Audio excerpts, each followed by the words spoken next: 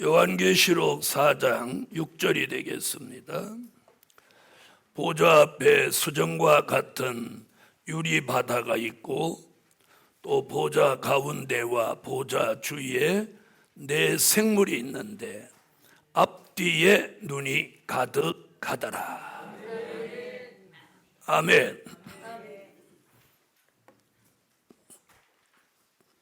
자, 수정과 같은 보좌 앞에 수정과 같은 유리바다.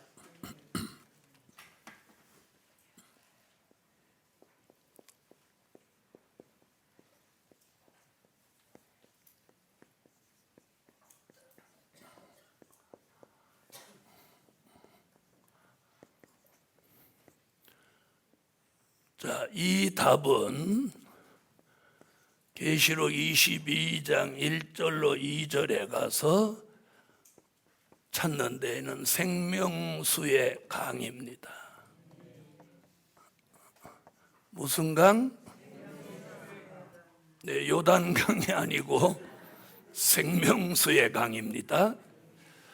우리가 새 하늘과 새 땅, 우리가 들어가서 영원히 살게 될 종착지, 천국이라고도 하죠. 계시록에서는 새 하늘과 새 땅, 새 예루살렘 성이라고 하는데, 오늘 4장 6절에서 수정과 같은 유리바다는 바로 계시록 22장 1절로 2절에 생명수의 강을 말한 겁니다. 우리가 가서 마시고 영원히 영생하게 하는 물입니다. 자, 다 같이 한번 찾아보시죠.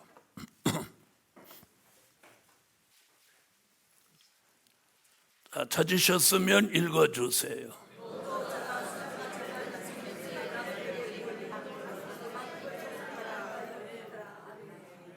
아멘. 자, 생명수의 강. 자, 물은 최초의 물 얘기는 창세기에 나옵니다. 자, 창세기 1장 6절로 7절을 한번 찾아보겠습니다. 창세기 1장 6절로 7절.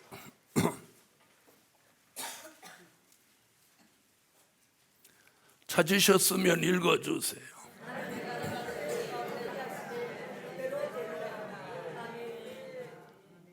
궁창 위의 물과 궁창 아래의 물을 나누으셨어요.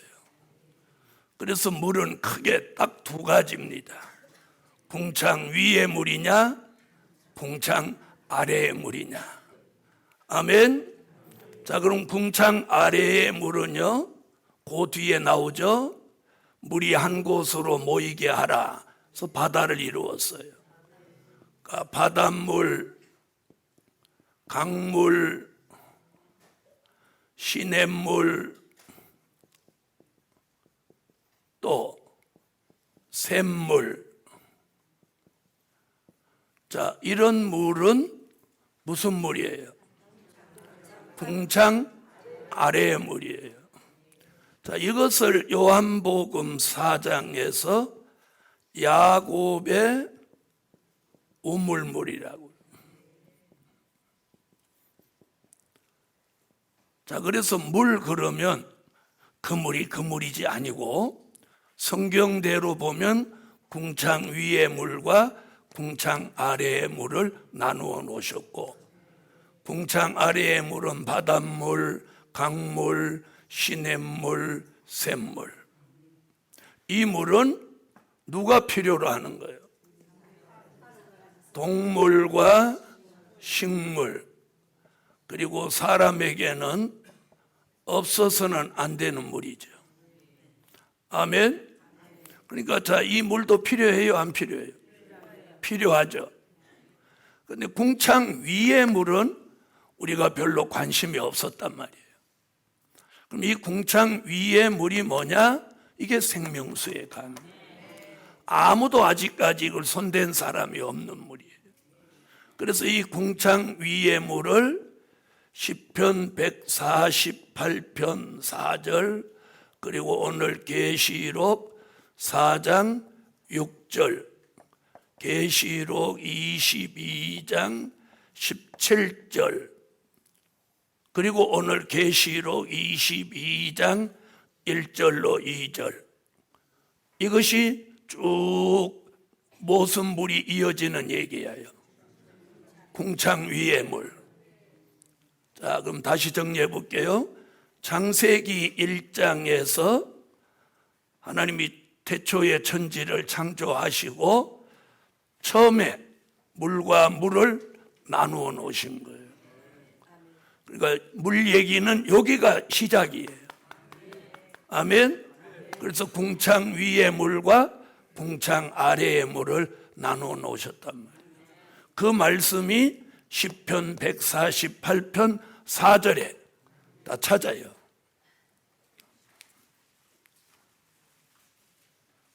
자, 시편 148편 4절 읽으세요. 아멘. 하늘의 물들도 찬양한다. 자, 그 말씀이 오늘 계시록 4장 6절에 뭐라고 나왔어요? 수정과 같은 유리바다가 있고. 자, 그 말씀이 22장 17절 찾아요. 계시록 22장 17절.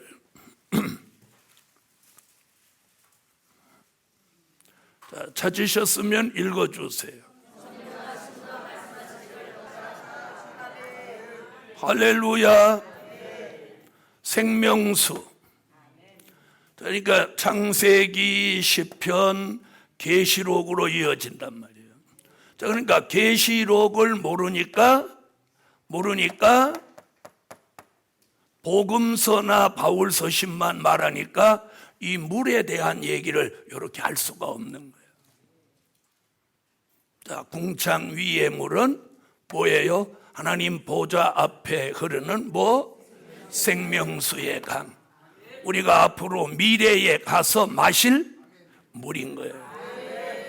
그럼 현재 필요한 물은 궁창 아래의 물이에요. 자, 그러면 예수님도 요한복음 4장에 보니까 길을 가시다가 목마르셔서 야곱의 우물물에 물을 들으시러 가셨다가 누구를 만나죠? 수가성의 여인을 만납니다. 거기서 수가성의 여인으로부터 물을 마신 후에 예수님이 하신 말씀이 뭐냐? 네가 내게 주는 물은 또 목마르거니와 내가 내게 주는 생수는 영원히 목마르지 아니할 것이라. 그게 요한복음 4장 10절 이하에 나온 말씀입니다. 요한복음 4장으로 가요. 자, 요한복음 4장 10절부터 14절까지 읽어주세요.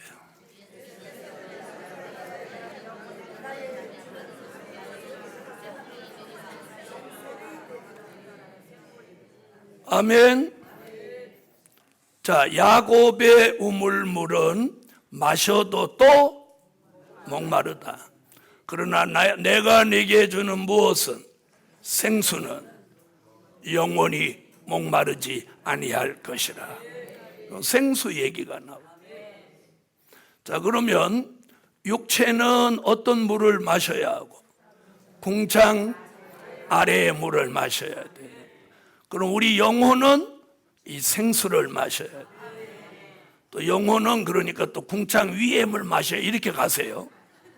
궁창 위의 물은 앞으로 새하늘과 새 땅에 가서 마시게 될 미래의 물이에요. 이 땅에서는 절대로 마실 수 있는 물이 아니에요. 알아들으셨어요? 왜? 영생케 하는 물이기 때문에. 자, 그럼 이 땅에서 마시는 물은 궁창 아래의 물. 자, 그러면 우리 영혼이 필요한 물은 생수란 말이에요. 자, 그럼 이 생수는 뭐냐? 요한복음 7장 37절로 39절에 믿는 자가 받을 성령을 생수라고 합니다. 요한복음 7장 37절로 39절.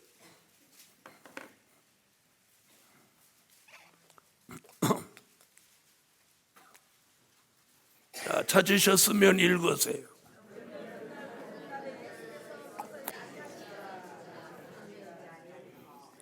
아멘. 자, 들어보세요. 자, 인간은 육체는 끊임없이 이 물을 마셔야 돼. 그래서 사람의 몸에 70%가 물이라고 그래. 70%가 물. 그러니까 이게 물탱이야, 물탱이.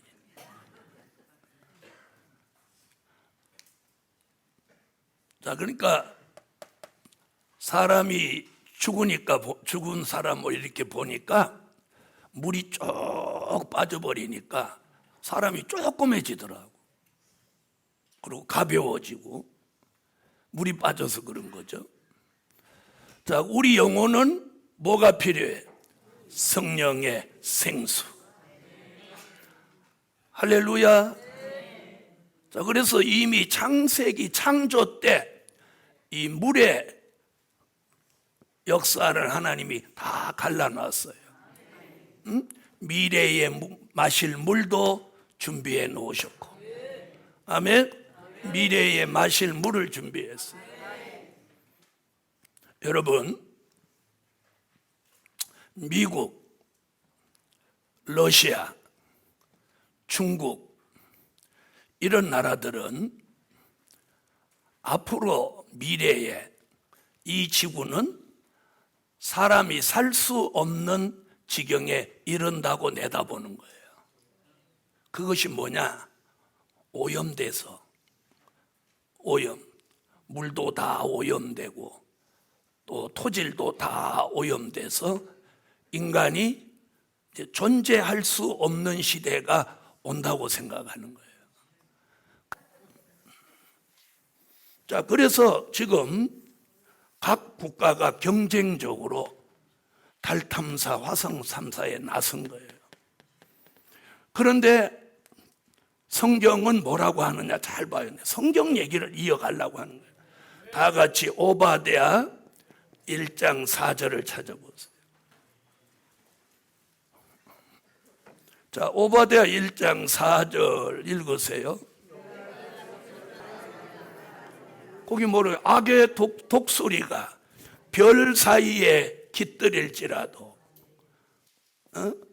별 사이에 깃들일지라도 내가 너를 거기서 끌어내리리라. 자, 그럼 이게 뭐예요? 오바댜라는 사람이 지금으로부터 2000수백 년 전에 이 산 가운데 보니까 독수리가 슉 날아가더니 별 사이에 가서 딱 이렇게 앉아있는 걸 보여줘. 그런데 하나님이 그걸 끌어내리고 심판한다. 자, 그러면 오바댜라는 선지자는 인공위성이라는 걸 알았어요, 몰랐어요? 모르니까 제일 높이 나는 게 독수리니까 독수리가 별 사이 깃든다 이렇게 표현해요. 그럼 우리 시대 말로 보면 이게 뭐예요? 인공위성이죠. 그래서 우주에 정차장을 만들고 여기에 사람들이 정착하려고 하면 이때가 종말이고 하나님이 심판하시는 때예요. 여러분 잘 들어보세요. 창세기 1장을 보면, 성경을 자세히 보면 이런 답을 다 찾을 수 있어요. 26절로 28절에 보면 인간은 땅에 살으라고 명령해 놨어요. 자, 다 같이 찾아봐요. 인간은 어디 살아야 돼? 땅에 살아야 돼, 땅에. 자, 창세기 1장 26절로 28절.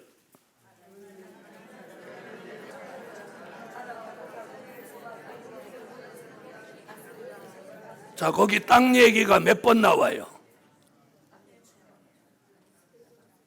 읽으면서도 땅 얘기가 몇 번 나오는지 관심도 없고 땅에 충만하라 정복하라 그래. 몇 번? 자, 5번이냐 6번이냐가 중요하지 않고 제가 드리는 말은 여기 어디 살으라는 거예요? 땅에 충만하라, 땅을 정복하라, 땅을 다스리라. 자, 잘 보세요. 왜 오늘 이런 얘기하는지. 자, 그래서 인간은 땅을 밟고 다닐 때 제일 마음에 안정감이 생기는 거예요. 그래서 높은 데 올라가면 불안하고 공포증이 오죠. 그걸 뭐라고 그래요? 아는 게 많아요. 예? 먹고 싶은 것도 많겠어요. 고소 공포증이라고 하죠. 그래서 잘 들어보세요.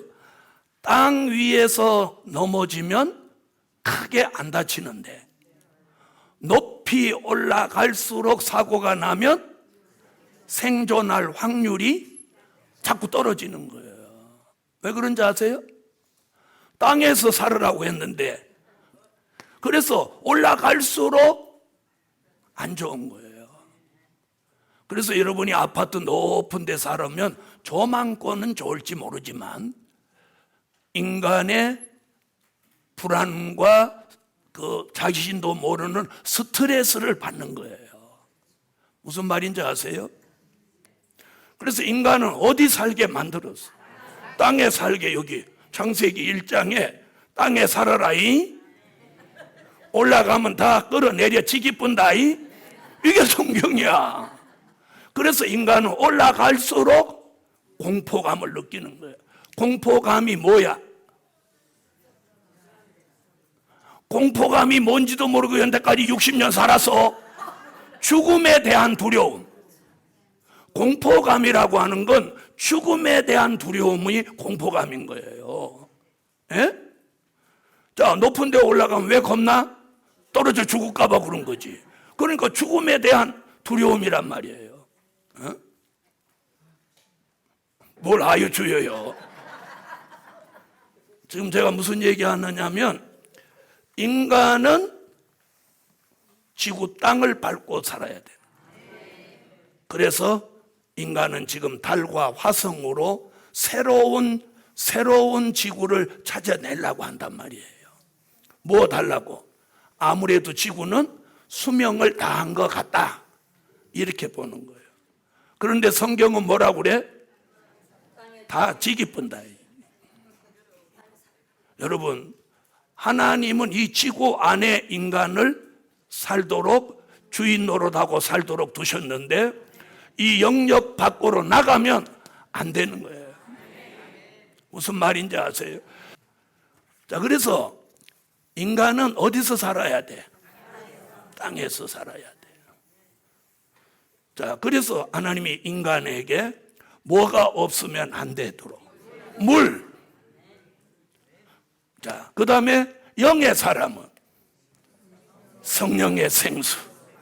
은혜가 없으면 안 되는 거예요. 은혜가 없이 살 수 없어. 자, 은혜 없이 살 수 있는 사람 여기 아무도 없죠.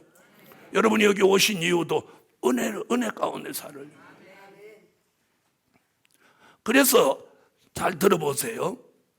자, 우리 몸의 수분이 70%예요. 70%에서 요 수분 함량이 떨어지면 제일 먼저 나타나는 증상이 갈증이에요. 갈증. 목마름. 알아들었어요? 그래서 사람이 그럼 바로 마셔. 내 몸이 스스로 내 수분이 부족하니까 물 좀 넣어도. 이래서 갈증이 딱 오는 거예요. 그럼 우리 영혼도 마찬가지라는 거예요. 내 영혼이 성령의 은혜가 다운되면 내 영혼이 대본 오는 게 뭐냐? 컬컬해지는 거예요. 컬컬함이 오는 거예요. 알아들으셨어요? 그런데 그 컬컬함이 와도 그걸 채워주지 않고 계속하면 요 현상하고 똑같아요.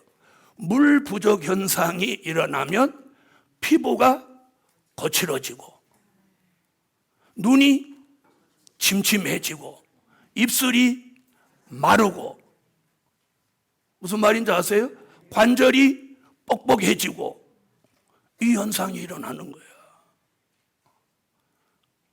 저는 금식하면서 40일 금식하면서 일주일 동안 단식을 했는데 일주일 후에 이 물을 딱 마셨더니 물이 넘어가자마자 눈이 환하게 밝아지는 걸 느꼈어요. 그래서 야, 물이 이거 대단하구나. 그와 마찬가지로 오늘 영의 사람에게는 이 성령의 생수, 아멘, 이게 충만해야 돼요. 자, 그럼 보세요. 수분의 갈증이 오는데도 물을 공급하지 않으면 눈이 침침해지는 것 같이 우리의 영혼의 성령의 생수가 고갈되면 영안이 어두워지는 거예요. 영안이 어두워지는 거예요. 영안이 어두워져. 그러면서 분별력을 상실하고 그 다음에 판단력이 흐려지고. 잘 들으세요. 그런데도 그 은혜 가운데 역사를 못하는 사람은 거기서 더 나빠지는 거예요. 오늘 여기 오신 분들 중에서 제 얘기 잘 들으시고 자기 혼자 하나님이 주시는 은혜 갖고 내가 버틸 수 있느냐 없느냐, 아니면 은혜의 소용돌이에 내가 가서 채워야 되느냐, 이걸 잘 들으시라는 거예요.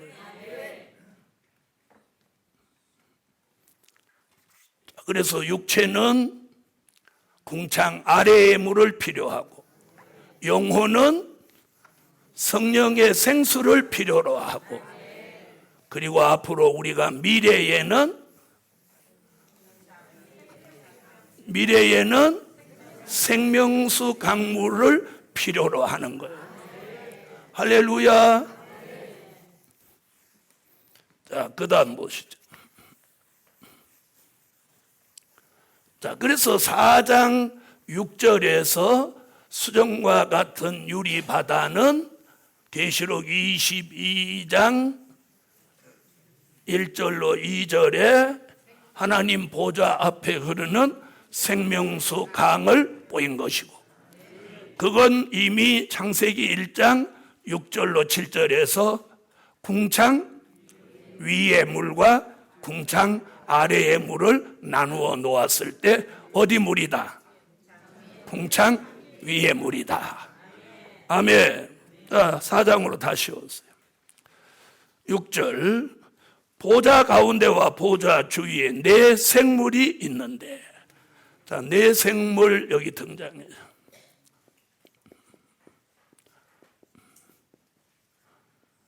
여러분, 계시록 4장에서 보면 네 생물과 24장로 이렇게 나오는데, 24장로와 네 생물의 차이는 뭐냐면,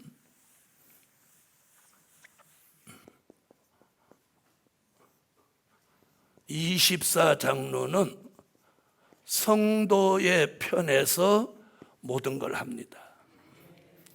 그 다음에 네 생물은 하나님 편에서 모든 걸 합니다. 그래서 계시록 4장 6절로 8절에 네 생물이 나옵니다. 자, 다 같이 6절부터 8절까지 한번 읽어주세요. 자, 네 생물 나오죠. 자, 네 생물에 대해서는 에스겔서 1장, 에스겔서 10장에 여기 에스겔 선지자의 예언이 있습니다. 이건 참고하시도록 하고, 자, 네 생물은 누구 편? 자, 하나님 편에서 모든 걸 합니다. 그러니까 마치 비서실과 같아서 삼위일체 하나님이 움직일 때마다 네 생물이 따라 움직이고 하나님 편에서 모든 일을 합니다. 자, 그런데 첫째 생물은 뭐 같다고 그랬어요? 뭐 같다? 사자가 아니고 사자 같다 이렇게 말했어요. 사자 같다, 같고 그랬죠. 자, 여기서 사자라고 하는 것은 들짐승을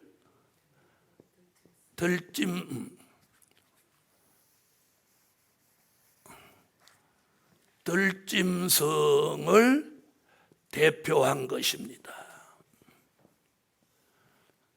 자, 들짐승을 대표하는 것으로 보여주면서 우리에게 보여주는 진리는 뭐냐면 사자 같은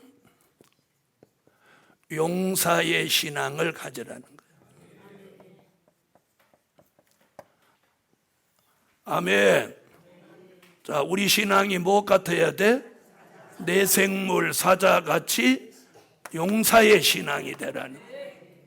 자, 이 사자 같은 용사의 신앙은 미가서 5장 7절로 9절, 요한계시록 10장 1절로 3절에서 이 사자 얘기가 나옵니다.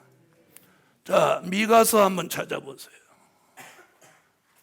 미가서 5장 7절로 9절.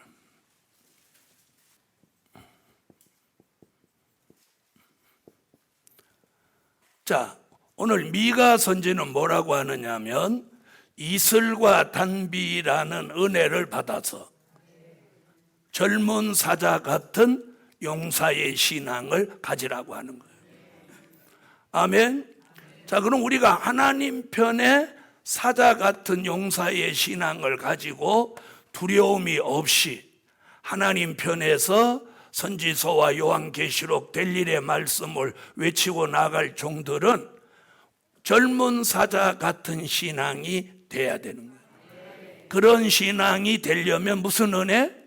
이슬과 단비라는 은혜를 받아야 돼. 그러면 이 이슬과 단비가 내리는 곳에 가야 되는 거예요. 자기가 있는 곳에 이슬과 단비가 내리면 다행이고, 자기가 있는 곳에 안 내린다면 그 이슬과 단비가 내리는 곳에 가야 되는 거예요. 맞아요, 안 맞아요? 자, 자기가 있는 곳에 물이 있으면 다행인데 물이 없으면 물이 있는 곳으로 가야 되겠죠. 그거나 똑같은 거예요. 그러면 잘 들어보세요. 자기가 있는 곳에 이슬과 단비가 내린다 안 내린다는 어떻게 알 수 있냐? 내가 딱 가르쳐 드릴 테니까 잘 봐요. 자, 자기 혼자 일주일 한 달 이렇게 지냈는데도 막 신앙이 막 강하고 담대해져가고 막 찬양하고 막 이렇게 하면 이슬 단비 내리는 거예요. 그런데 이상하게 자꾸 내가 시드는 것 같고 깔았는 것 같고 이러면 안 내린 거야. 이걸 분별 못하는 사람은 미련한 사람이야. 영이 죽는 거예요. 영이 죽는 거예요. 무슨 말인지 아세요? 이슬과 단비가 안 내리면 내가 자꾸 깔아앉는 거예요. 깔아앉아. 신앙이 깔아앉아. 기도가 깔아앉아. 영계가 깔아앉아. 그리고 누우면 자꾸 못 일어나게 돼. 이러면 깔아앉는 거예요. 깔아앉는. 그런데 그런 은혜가 있는 곳에 오면 막 내가 살아나는 거야. 그럼 어떻게 해야 돼? 와야지. 그런데도 고집을 쓰고 안 와. 그럼 오래잖아. 무슨 일이 일어나도 몸에 증거가 오는 거야. 여러분, 영의 사람은요, 영의 문제가 생기면 육의 문제가 따라서 오는 거예요. 따라서 오는 거예요. 여러분, 사람이, 영의 사람은 항상 은혜가 충만하면 기쁘고 즐겁고 막 기도가 나오고 찬양이 나오고 감사가 나오고 뭔가 주의 일을 해야 되겠다는 의욕이 있어서 올라요. 의욕. 이 젊은 사자 같다는 게 뭐냐? 영적인 의욕이에요. 이 의욕이 자꾸 업되냐 다운되냐. 자, 나는 의욕이 계속 올라간다 그러는 분 거짓말 하지 말고 양심적으로 아멘해. 나는 뭐 영적인 의욕이 젊은 사자같이 막 올라간다. 올라가다 안 올라가다 그런다. 자꾸 내려간다. 아멘 하기 싫지.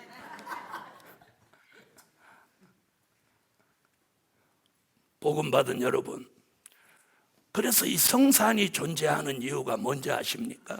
말세에 사명이 있는 종들이 이슬 단비를 받고 젊은 사자 같은 용사의 신앙을 회복하기 위해서 설립돼요. 포문하는 거지. 자, 여기 오면 기도가 잘 되고 내가 막 살아나고 의욕이 생기고, 그래 가갖고 한 달쯤 있으면 또 뭔가 기름 떨어진 것 같은 느낌이 스르르 들고. 자, 많은 사람들의 고백이 이러해요. 우리가 보통 평균적으로 3주 지나면 1주 성회가 오는 거예요. 그렇죠? 보통. 그렇죠? 그런데 지난달 같은 경우는 4주 만에 1주 성회가 오는 거예요. 그러니까 한 주가 늦어지는 거예요. 근데 이게 수년 동안 오면 이게 영적인 사이클이 있는 거예요. 알아들으세요? 그래서 3주 딱 되고 그 다음 주 와야 사이클이 딱 맞는데 여기서 한 주가 딱 늦춰지니까 요 한 주가 힘들더라, 이런 고백을 하시는 분들이 상당히 많아요. 자, 제가 하는 말을 맞다, 그런 것 같다 느끼는 분이 계실 거예요. 여러분, 제가 이 하나님의 역사 속에 이 나이에도 지치지 않고 쭉 갈 수 있는 게 뭔지 아세요?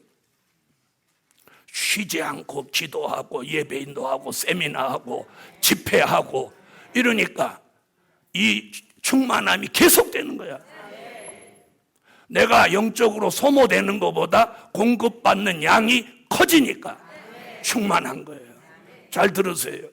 위로부터 공급되는 거와 내가 소모하는 거하고 바란스가 안 맞을 때 마이너스 현상이 일어나는 거예요. 그럴 때 영이 깔아져 버리는 거예요. 그래서 한 번 밑바닥에 떨어지면 그걸 회복하기가 어려운 거예요. 이 은혜가 완전히 고갈되기 전에 공급이 돼야 돼요. 그래서 우리가 딱 이렇게 판단해야 사는 길이 열려요. 나 스스로 영적인 것을 공급하고 갈 수 있냐 없냐.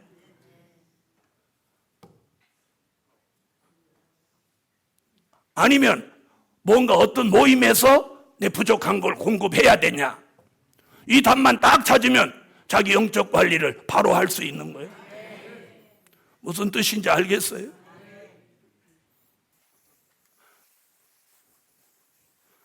자, 그래서 첫째 생물을 사자에다 비교한 게 뭐냐. 가장 이 복음에서 하나님 편의 사람의 1순위가 젊은 사자 같아야 돼. 아멘. 아멘. 이건 늙은 사자, 지친 사자, 피곤한 사자, 의욕이 없는 사자예요. 제가 설교를 있잖아요. 사자 같으셔야 됩니다. 이렇게 하면 한 10분만 그렇게 가면 여러분이 여기가 답답해지는 거야. 아이고, 집에서도 답답한데 여기 와서도 답답해 미치네. 찬양도 기도도 말씀도 시원시원하게 해야 돼.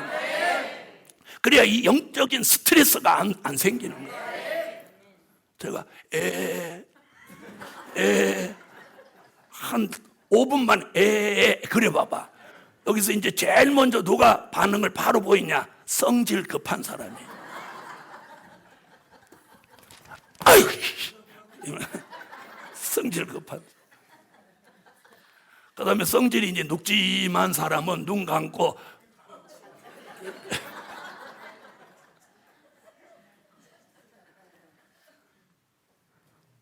그래서 계시록 10장에 작은 책을 외치는 종은 사자같이 만드는 거예요. 자, 옆에 분한테 물어봐요. 사자가 됐는지, 젊은 사자가 됐는지, 아니면 지친 사자가 됐는지. 에? 자, 지친 사자는 뭐냐? 자, 잘 들어봐요. 머리는 빤해. 어떻게 해야 되는지 다 알아. 머리는 빤해. 그런데 마음도 몸도 안 따라가. 이게 지친 사자야. 거기서 더 나가면 병든 사자 있어. 병든 사자는 옛날에도 나 다 그랬다. 너도 한 10년, 20년 와봐라. 이게 이제 병든 사자야. 죽은 사자는, 이제 죽기 전에 기절한 사자는 아무 말도 생각도 안 하고, 이게 기절한 사자야. 여기 지금 젊은 사자, 늙은 사자, 지친 사자, 기절한 사자 다 섞여 있어. 그래도 뭐는 뭐야? 그래도 사자는 사자라는 거야. 고양이는 없어. 거기에 이제 이빨 빠진 사자 있어. 이빨 빠진 사자는 눈만 껌뻑껌뻑하고, 이게 이빨 빠진 사자.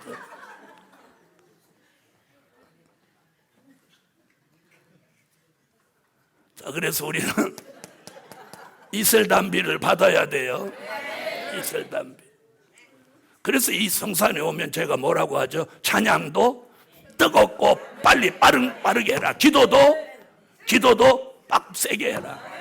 그리고 방언도 인도포로리 인드리비카나 올라인도비카 이렇게 하지 말고 인도포로리 비스켓너라바라카파 이렇게 하라는 거야. 그래야 이 기능이 노쇠하지 않는다는 거야. 순발력이 죽지 않는다는 거야. 자, 그럼 늙은 사자는 어떻게 할 거냐? 에스겔서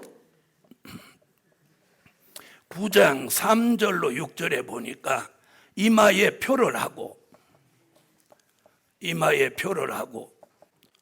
성전 앞에서부터 이마에 표 없는 자는 지기 뿌는데 늙은 자부터 죽이라는 거야.